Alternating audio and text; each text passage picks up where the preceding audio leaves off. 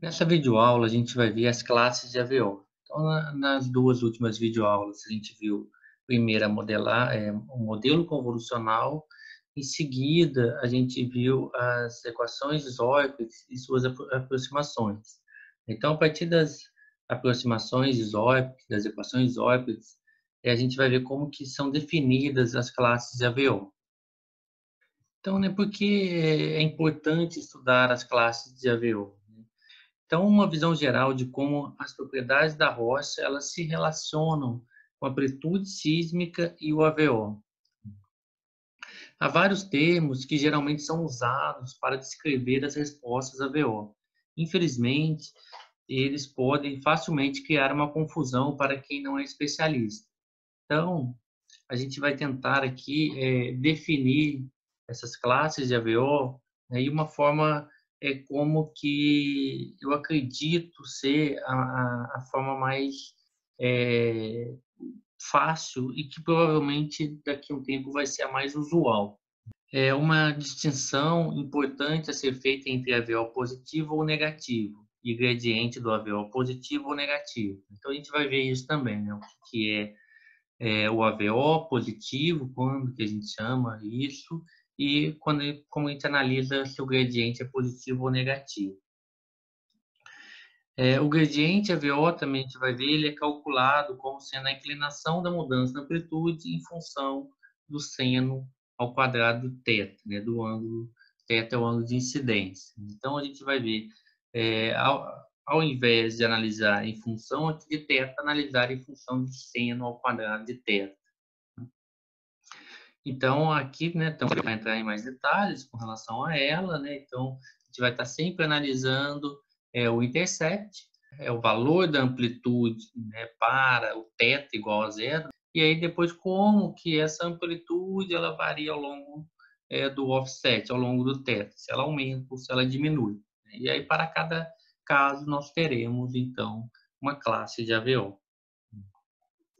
A gente viu, né, o modelo de incidência normal, né, algumas aplicações desse modelo, e aí depois a gente passou para a modelagem do Guedes, né? Então, variando aqui o θ, né, o ângulo de incidência, a gente considerou somente até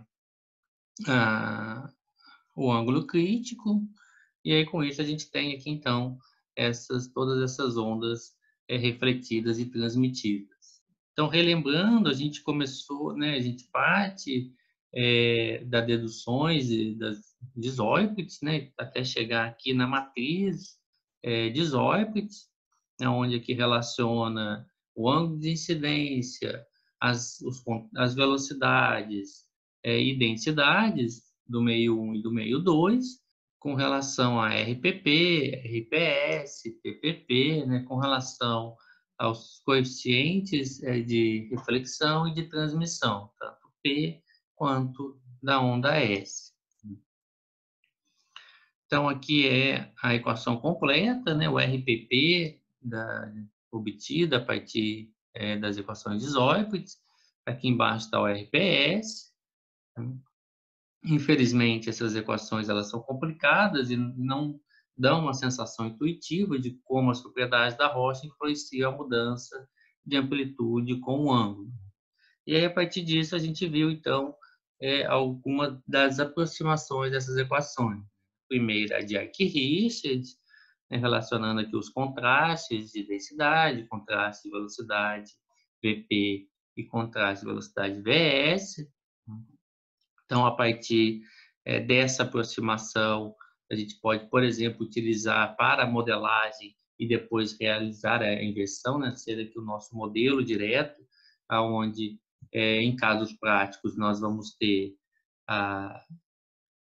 os Guedes, né? Então o RPP aqui convolvido com o Wavelet, e vamos querer estimar as velocidades e densidades. Então, um algoritmo de inversão a gente pode utilizar essa aproximação para a modelagem direta e aí sim realizar a inversão.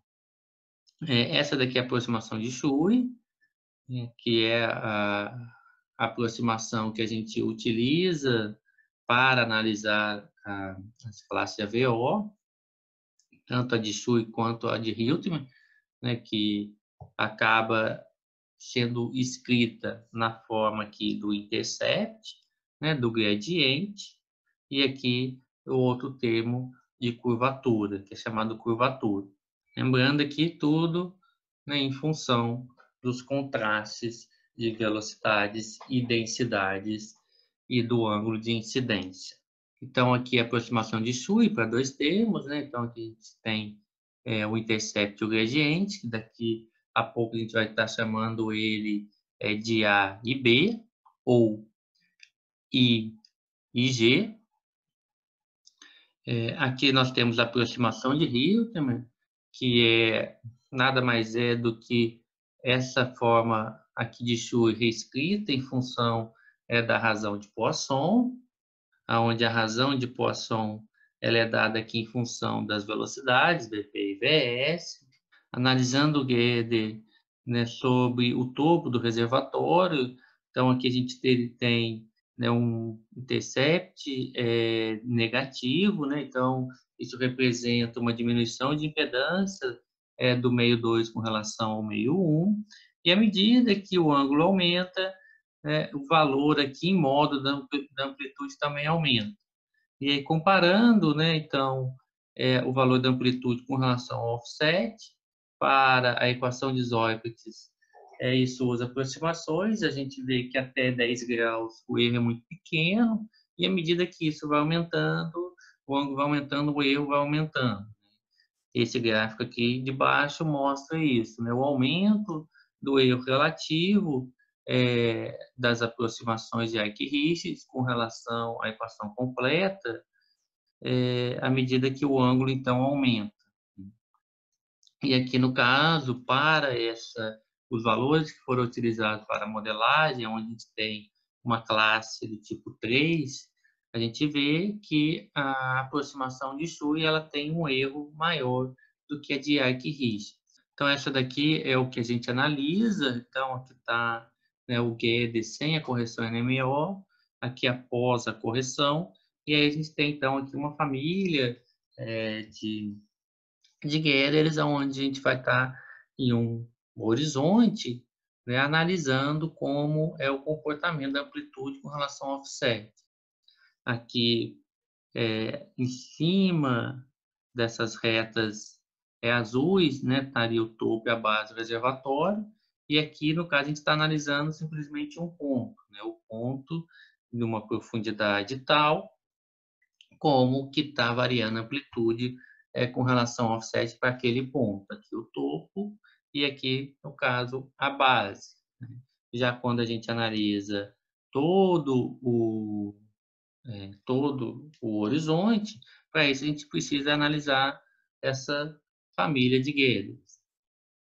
E aí a gente vai ver como que é esse comportamento dos ângulos, como é esse comportamento da amplitude com relação ao offset.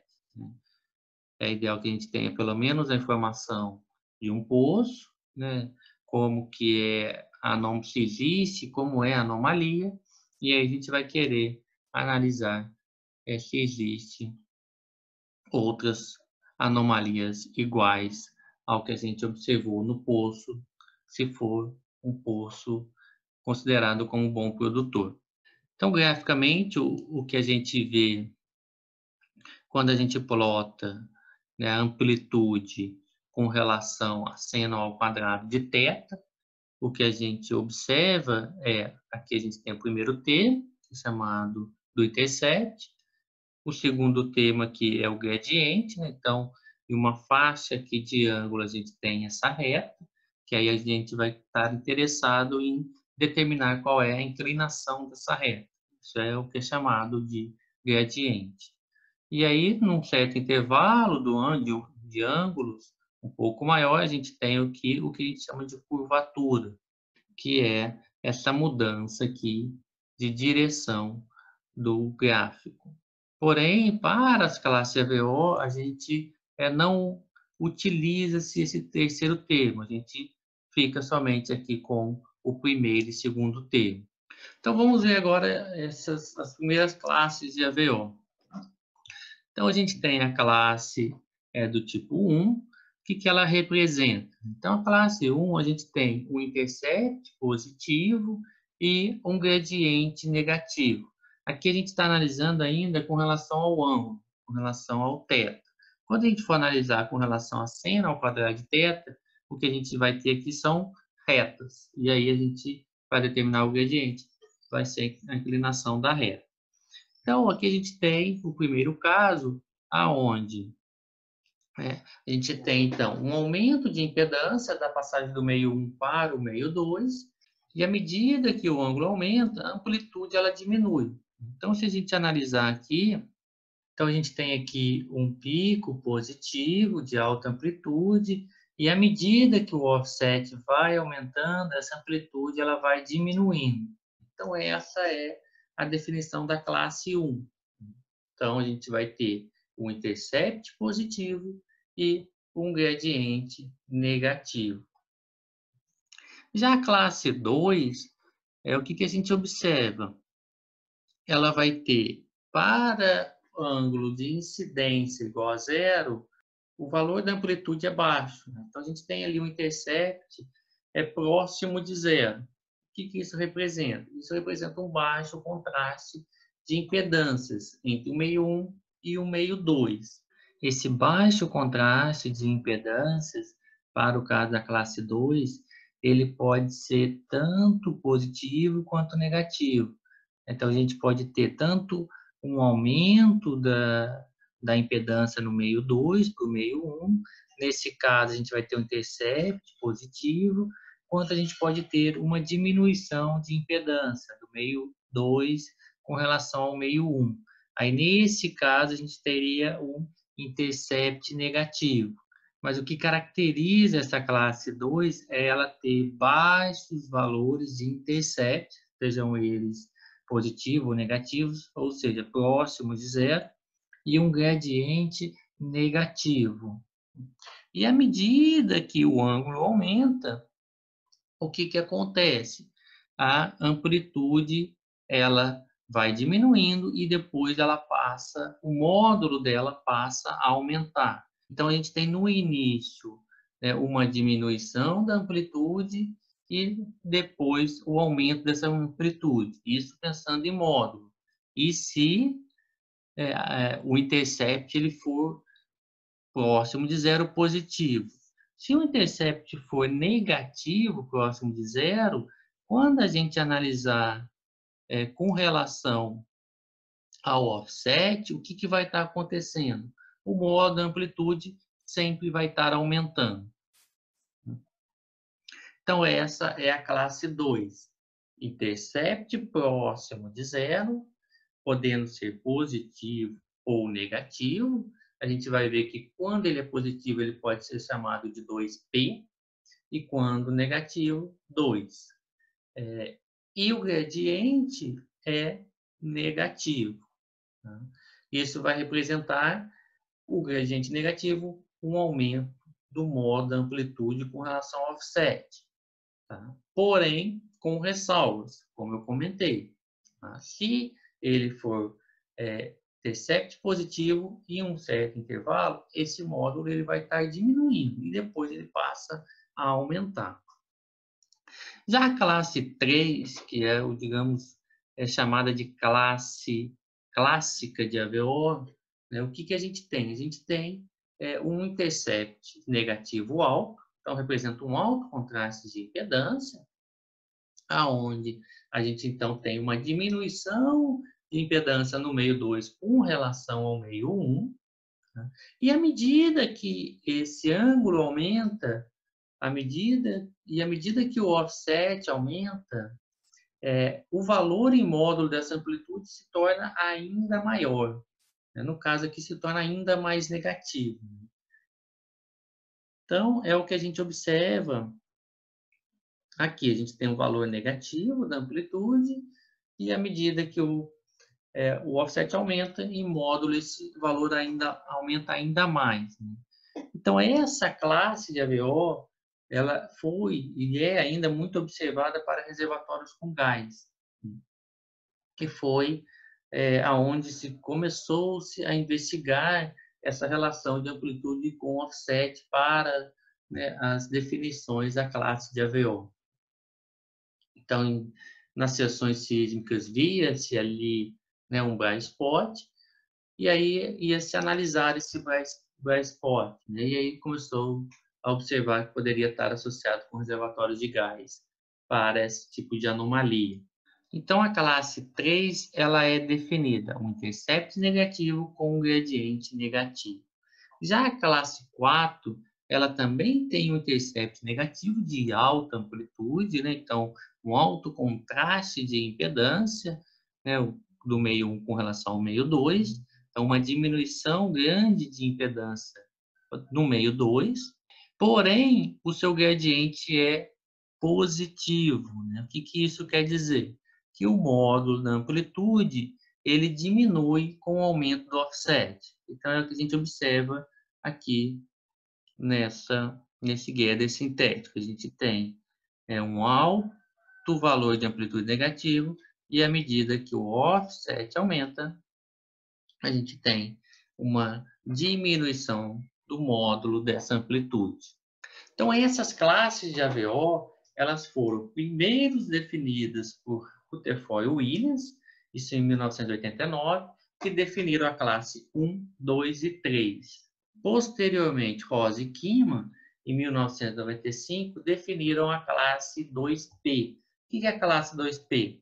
Nada mais é do que a classe 2, que a gente tem um intercept de baixa amplitude e o gradiente negativo. Porém, esse valor de intercept ele é positivo. Então, apenas aqui para diferenciar, né, quando o intercept é positivo e quando ele é negativo para a classe 2. E, posteriormente, Castanha e Swan, em 1997, definiram a classe de AVO do tipo 4, onde a gente tem intercept negativo e gradiente positivo.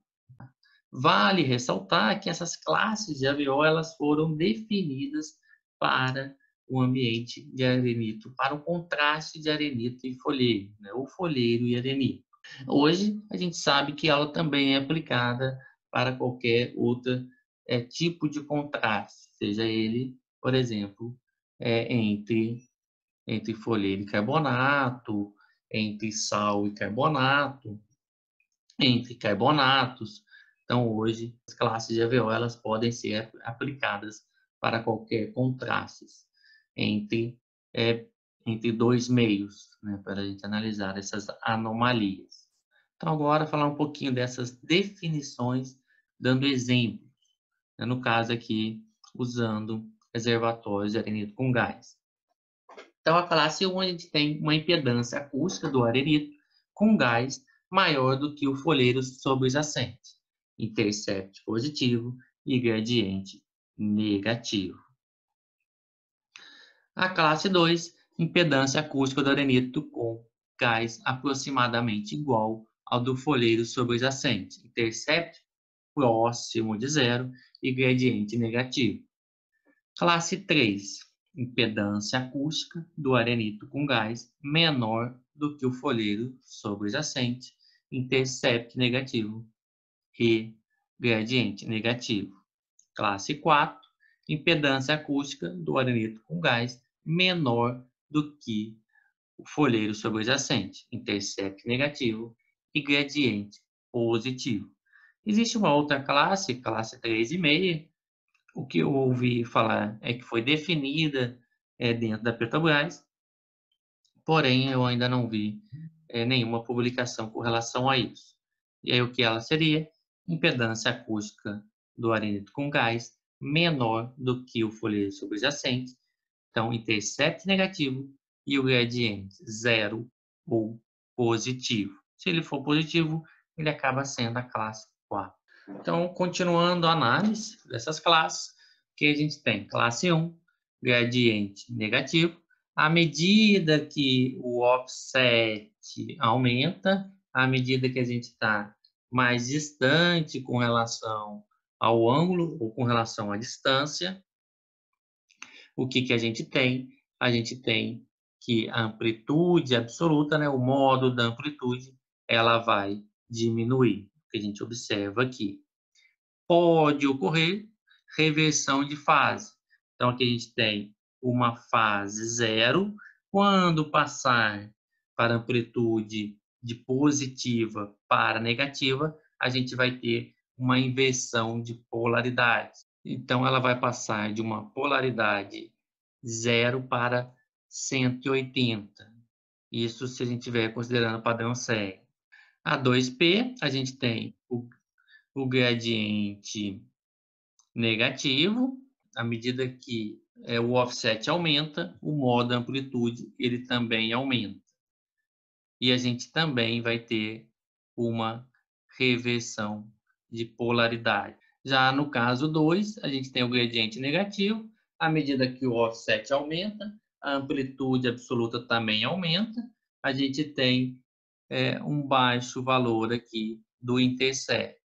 Já no caso 3, gradiente negativo, à medida que o offset aumenta, o valor da amplitude absoluta também aumenta e a gente tem um alto valor relativo do intercept.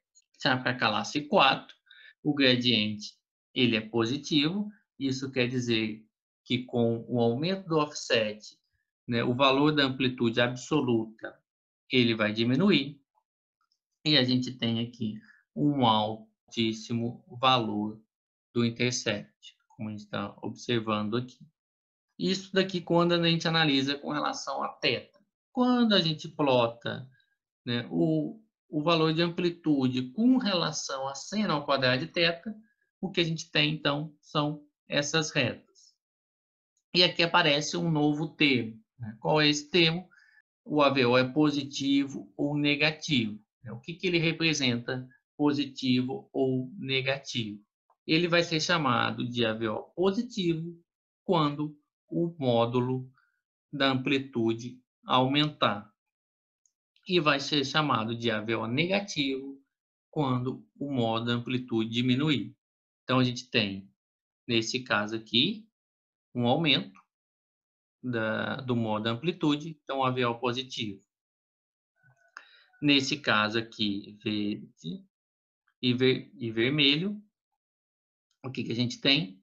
A gente também tem um aumento do valor absoluto da amplitude. Então, AVO positivo. Já para essa curva roxa e a laranja, o que a gente observa? Uma diminuição da amplitude absoluta com um aumento do offset. Então, para esses dois casos, nós temos o AVO negativo. Então, essa é a termologia utilizada para o AVO positivo ou negativo. Vale ressaltar aqui que apareceu uma classe que a gente ainda não analisou, que daqui a pouco a gente vai falar sobre ela. Então, quando a gente plota essas classes, o intercept pelo gradiente, né, lembrando o A, o intercept, B, o gradiente, o que a gente observa? Então, aqui a gente tem uma tendência de fundo, que a gente chama, ou linha do fluido, e aonde cair, né, o valor do intercept e o gradiente nesse gráfico é onde tem a definição da classe.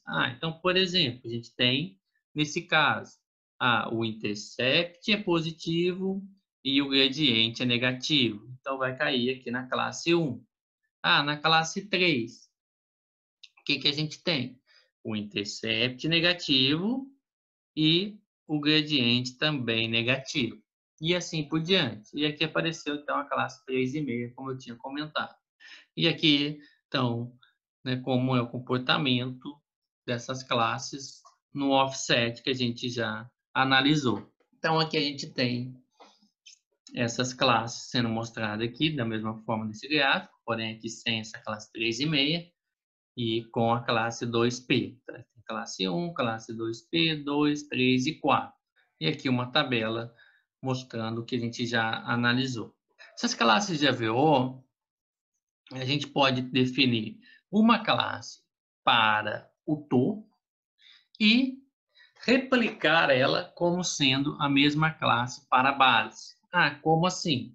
Nessa região aqui a gente vai ter o topo, e aí a gente vai espelhar isso daqui para a base. Isso é uma forma de analisar. Então, a gente tem aqui no topo a classe 3, intercept negativo e gradiente negativo. Na base, a gente também pode chamar ela como sendo uma classe 3, aonde o intercept é positivo e o gradiente também é positivo. Então, aonde ela estaria aqui? Ela estaria nessa região aqui, essa classe 3 da base. Okay? Essa é uma forma. Tá? Daqui a pouco eu vou mostrar uma outra forma de analisar isso. Chamar essa região aqui de outras classes, para evitar uma confusão com relação a isso. Então, aqui agora vamos analisar como que fica, né, para esse caso, né, onde a gente considera essa região como sendo o topo do reservatório e aqui a região como sendo a base do reservatório. À medida que a compressibilidade entre os fluidos aumenta, né, à medida que o contraste de compressibilidade entre esses fluidos aumenta, o que acontece? Se distancia cada vez mais dessa linha de fluido. Então, à medida que a gente sai de água para óleo e para gás, né, a distância com relação a isso aqui vai aumentar. Então, essa seta aqui vai nos indicar isso, né, o aumento da compressibilidade. Quando a porosidade aumenta, ele vai andar nessa região aqui. Ah, mas como assim? A porosidade aumentando, a gente vai ter o intercept aumentando, né? O contraste de impedâncias ele vai aumentar. Então, porosidade aumentando, impedância diminuindo, esse contraste aumenta. E aí, com isso, a tendência é que ande para essa região, aumento de porosidade. Então, se a gente tem, né, um ponto aqui, um reservatório com gás nessa região 1, né, se ele caminhar para essa região 2, a gente tem o quê? Um aumento de porosidade. Para essa direção 3, a gente vai ter uma diminuição de porosidade. Para o caso dele estar saturado com água, ele vai estar nesse ponto 4. E à medida que o conteúdo de argila aumenta, ele vai sair dessa região, passando aqui para arenito argiloso, até chegar aqui em folheiro arenoso e caminhar até aqui a linha que é considerada do folheiro. E dessa região 4 para a região 5, o que isso vai representar? Para estudo de caso, uma diminuição de porosidade. Então, se a gente está aqui, nessa região 1, se a gente caminha para cá, aumento de porosidade. Caminhando para cá, diminuição de porosidade, ainda saturado com gás. Se a gente caminhar para cá, a gente vai ter substituição de gás por água. Se a gente passar do 4 para o 5, uma diminuição de porosidade. E se caminhar para essa tendência aqui, um aumento do volume de argila. Então, aqui estaria a análise com relação ao topo do reservatório, considerando aqui um reservatório de classe 3. Esse tipo de análise a gente pode fazer com qualquer classe. Né? Basta a gente identificar qual é a classe e ver o que vai acontecer com relação à variação de porosidade e à variação do fluido. Então, para o caso aqui, onde a gente tem inicialmente classe 3, se a gente tiver uma diminuição de porosidade, o que pode acontecer? Deixar de ser classe 3 e passar a ser classe 2. Por outro lado, se a gente tiver um aumento de porosidade, pode deixar de ser classe 3, passando a ser aqui no caso a classe 3,5 ou chegando até a classe 4. E no caso, quando a gente estiver saturado com água e baixa porosidade, pode aparecer aqui uma classe 1. Então, para esse caso específico, o que a gente teria? O topo, quando estiver saturado com gás, o contraste no topo do reservatório ele vai ser negativo, ele vai ter um intercept negativo. E quando for saturado com água, o intercept aqui é positivo. E um cuidado aqui, relacionando o intercept aqui, esses dois aqui podem estar muito próximos. Então, quando a gente analisa a classe AVO no topo, usando o padrão SEG, a gente tem essas classes aqui, 1, 2, 3 e 4. E já na base, isso, né, mudando novamente o fluido, no caso de gás para água ou de óleo para água, a gente teria essas classes aqui espelhadas. Tá? Porém, isso pode gerar confusão. Acabei não entrando em muito detalhe nisso, que eu vou mostrar como a gente pode analisar essas classes desse lado aqui do gráfico, a partir da proposta do livro do Simba. Então, quando a gente analisa as classes de AVO, né, e o crossplot de AVO, o que a gente observa? Né? O primeiro controle é do intercept, né? O contraste e impedância entre as duas camadas, né? Entre a camada superior e a camada inferior. Então, esse é o primeiro que a gente tem aqui. Por outro lado, né, o sinal e a magnitude do gradiente AVO, eles são determinados pelo contraste da velocidade cisalhante ao longo do limite. Então, se esse gradiente ele vai ser positivo ou negativo, ele é determinado aqui pelos contrastes das velocidades cisalhantes. Os gradientes negativos, que é o que a gente observa aqui, com exceção da amarela e da roxa, eles estão associados a um contraste de velocidade cisalhante positivo, isto é, menor velocidade cisalhante na camada superior. Então, quando a gente tem um aumento da velocidade cisalhante na camada inferior, o que a gente vai ter aqui é um gradiente negativo. E, por outro lado, os gradientes positivos, eles estão associados a contrastes de velocidade cisalhante negativo, isto é, maior velocidade cisalhante na camada superior.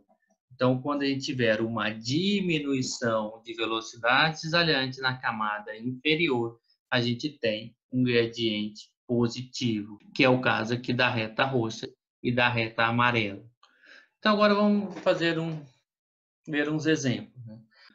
Então, que tipo de anomalia que a gente tem no primeiro caso? Então, a gente tem aqui um arenito, o topo dele, né, um arenito saturado com água, e aqui estaria o topo dessa camada. Então, a gente tem um valor negativo da amplitude, né? Aqui, no caso, os vermelhos representam valores negativos e os azuis valores positivos. Então, a gente tem aqui um intercept negativo, próximo de zero, e à medida que o offset aumenta, a gente vai ter um aumento no valor absoluto da amplitude. Então, a gente tem intercept negativo e gradiente negativo. Qual classe nós temos? Já para esse segundo caso, a gente tem o topo, né, de um reservatório saturado com óleo. A gente tem aqui um valor positivo da amplitude, e à medida que o offset aumenta, esse valor ele vai deixando, ele vai diminuindo, até se tornar aqui um valor negativo. Então, a gente tem intercept positivo, gradiente negativo. Qual tipo de anomalia nós temos? Para esse caso agora, a gente tem um alto valor de amplitude negativa, um intercept negativo, e à medida que o offset aumenta, o valor absoluto ele vai diminuindo. Então, a gente tem intercept negativo, gradiente positivo. Qual classe nós temos? Já para esse caso aqui, a gente tem um valor positivo de amplitude alto, então, intercept positivo. E à medida que vai se aumentando o offset, esse valor e amplitude ele vai diminuindo, ele vai se tornando menos positivo. Então, a gente tem aqui um gradiente negativo. Intercept positivo com gradiente negativo, qual classe nós temos? Então, vamos ver. No primeiro caso, a gente tem aqui a classe 2 ou 3. Vai depender aqui, né, do que considerar como sendo um alto valor desse intercept. Né? é difícil aqui definir, né, quando ele vai ser classe 2 ou já é a classe 3. Normalmente, utiliza-se a classe 3 quando o contraste é alto, né, o intercept é alto. Nesse caso, tanto quanto ele é alto. É difícil aqui de confirmar somente olhando a partir desse gather aqui. Eu talvez aqui consideraria sendo classe 2. Essa daqui é a classe 2P, que é intercept baixo positivo, e aí com gradiente negativo, ele vai se tornar, a amplitude aqui vai se tornar negativa. Vai ocorrer uma mudança de fase. Aqui é a classe 4, que a gente tem intercept negativo e gradiente positivo. E aqui a classe 1. E aqui a gente tem intercept positivo e gradiente negativo. Então, geralmente, não é a classe de resposta que é significativa, mas a alteração relativa da resposta do AVO. Por exemplo, com um refletor-alvo em comparação a uma reflexão de referência. O que a gente vai estar interessado é nesses contrastes. Aqui a gente tem um reservatório com gás, como é o comportamento da amplitude com offset. Já nessa região a gente tem o reservatório com água. Existe diferença entre esses dois contrastes, né, do folheiro para o reservatório com gás e do folheiro para o reservatório com água? E com relação à porosidade, aumento ou diminuição? Existe também alguma mudança da classe de AVO ou não? As classes de AVO, conforme publicadas, descrevem as respostas AVO apenas para uma interface do topo de arenito. Então, a gente viu que essas classes elas são definidas para o topo. Né? Para a base, a gente pode espelhar elas ou usar uma outra forma. Em termos de sistemas de arenito folheiro, as reflexões associadas com os contatos da base dos arenitos hidrocarbonetos geralmente têm resposta de AVO com gradientes positivos. Né? O que isso significa? Gradientes positivos. Lembrando, isso significa que a gente tem uma maior velocidade cisalhante na camada superior. Então, passando do gás ou do óleo para a água, a gente vai ter o quê? Uma diminuição de velocidade cisalhante na camada inferior. Então, essas daqui são as classes de AVO, que a gente já viu. Classe 1, 2, P2, 3 e 4. Né? Então, aqui a gente considerando o intercept, agora sendo chamado de R0, não de A ou de I, e o gradiente aqui Z. Então, aqui desse lado a gente tem o intercept positivo e aqui para cima, aqui no eixo Y, a gente tem o gradiente positivo. Aqui a gente já tem o intercept negativo e aqui o gradiente negativo. Mas se a gente tiver agora o intercept e o gradiente aparecendo nessas possibilidades. Por exemplo, aqui a gente tem o contato de gás-água. Quando a gente analisa o intercept, ele é positivo e o seu gradiente também positivo. Que classe é essa? As outras possibilidades é o intercept negativo com gradiente positivo, intercept aqui próximo de zero e gradiente positivo.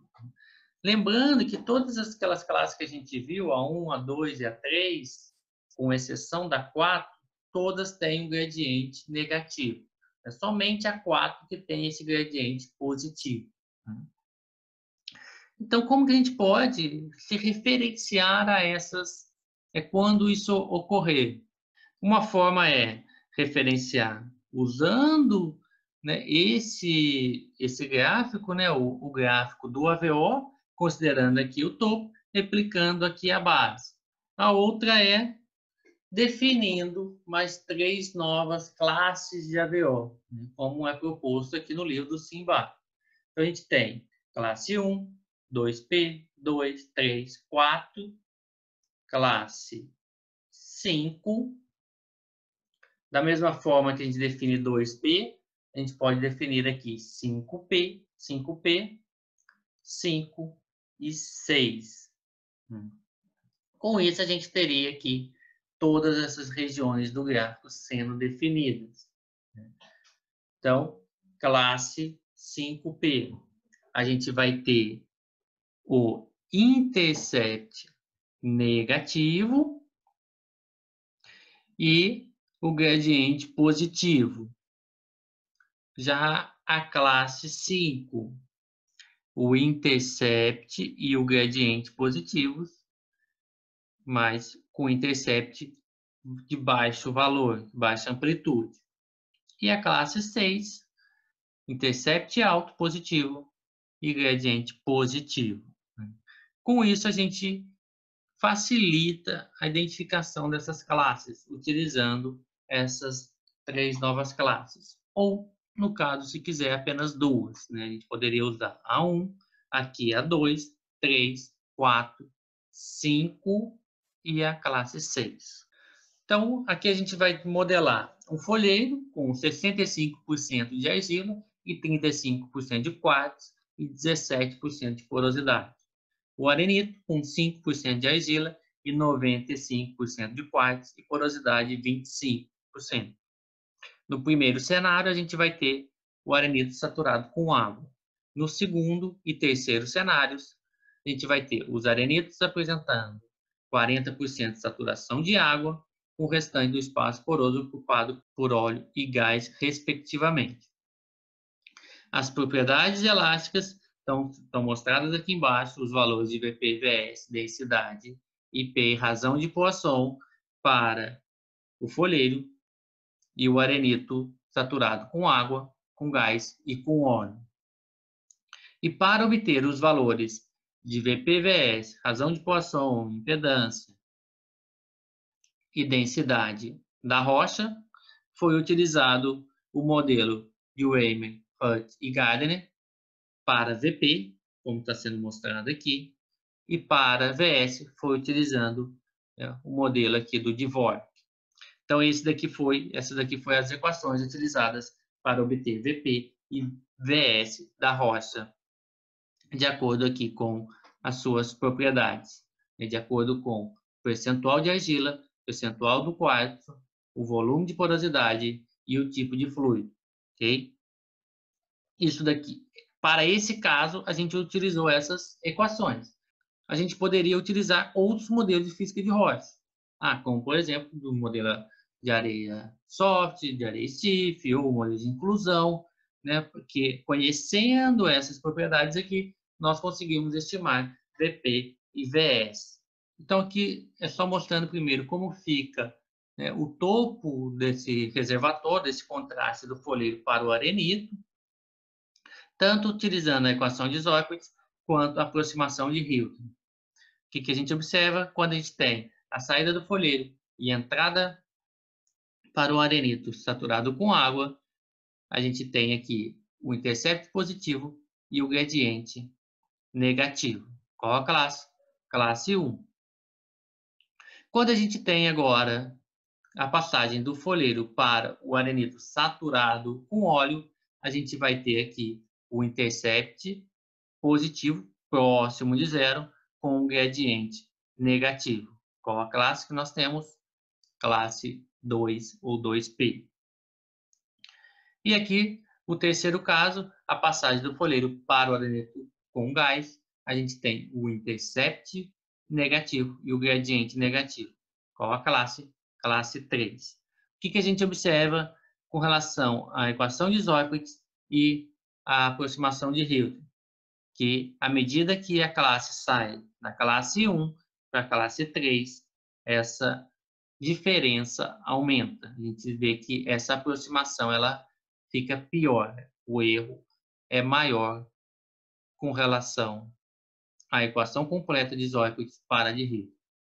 Então, analisando os valores da razão de Poisson aqui no eixo X com relação à impedância no eixo Y, aqui a gente tem o RPP, a refletividade em função do ângulo, aqui em função de θ. Esse é o gráfico do intercept do gradiente. E aqui o gather, né, obtido a partir utilizando esses valores de velocidades e densidades, né? Ou, no caso aqui, de impedância e razão de Poisson. Então, a gente observa, a gente tem aqui o meio superior com um valor de razão de Poisson maior e um valor de impedância menor com relação ao meio inferior. Então, a passagem desse meio superior para esse meio inferior, o que ela vai produzir? De cara, a gente vê aqui o intercept sendo positivo, né? Um aumento de impedância. E essa diminuição aqui da razão de Poisson vai produzir um gradiente negativo. Quando a gente pegar aqui o valor desse intercept, né, colocar aqui no eixo x e o valor do gradiente, né, que a gente analisaria em função de seno ao quadrado de θ e ver o valor da inclinação da reta, plotando aqui nesse gráfico, é o valor do gradiente e do intercept, a gente tem esse ponto aqui, que ele caiu aqui na classe 1 ou classe 2. Nesse caso aqui, a gente tem uma mudança de polaridade, que é o que a gente observa aqui no Gödel modelado. Então, para θ igual a zero, a gente tem aqui um valor positivo, e à medida que aumenta o offset, esse valor ele vai diminuindo, ocorre aqui uma mudança de fase de 0 para 180, e para os ângulos maiores, a gente tem então aqui um valor negativo da amplitude. Isso daqui pertence à classe 1. Para esse segundo caso, onde a gente tem o meio superior e o meio inferior com o mesmo valor de impedância, porém com razão de Poisson diminuindo. Então, quando a gente plota aqui, né, o valor do intercept ele é zero, como a razão de Poisson aqui ela está diminuindo, a gente tem um gradiente negativo. À medida que o ângulo aumenta, a gente então vai tendo aqui o módulo da amplitude aumentando. Plotando aqui no gráfico do intercept e o gradiente, a gente tem intercept igual a zero e o gradiente negativo. Então, aqui ele cai na classe 2. Quando a gente olha o Gödel, para ângulo θ igual a zero, ou baixo valor, a gente tem uma amplitude muito baixa. E à medida que o offset vai aumentando, essa amplitude em módulo ela vai aumentando. Vale ressaltar que quando a gente olhar uma seção sísmica, qual é a classe mais difícil da gente observar em uma seção empilhada? É a classe 2, porque a amplitude é muito baixa. O contraste entre as camadas superior e inferior ele é muito baixo, próximo de zero. Então, na seção sísmica, vai ser difícil a gente identificar o reservatório. E aí, quando a gente olha no Gödel, se tiver uma anomalia do tipo 2, a gente consegue ver esse aumento do módulo da amplitude. Já para esse caso, onde a gente tem agora o meio superior com valor de impedância e razão de Poisson maior do que o meio inferior. Então, nesse caso, a gente tem aqui uma diminuição de impedância, intercept negativo e um gradiente negativo. Quando a gente plotar no gráfico intercept e gradiente, os dois são negativos, vai cair aqui na classe 3, e na modelagem do Gödel, a gente observa aqui um valor alto de amplitude e o seu módulo aumenta com offset. Agora, quando nós temos um meio superior com valor de impedância maior e razão de Poisson menor do que o meio inferior, o que vai acontecer?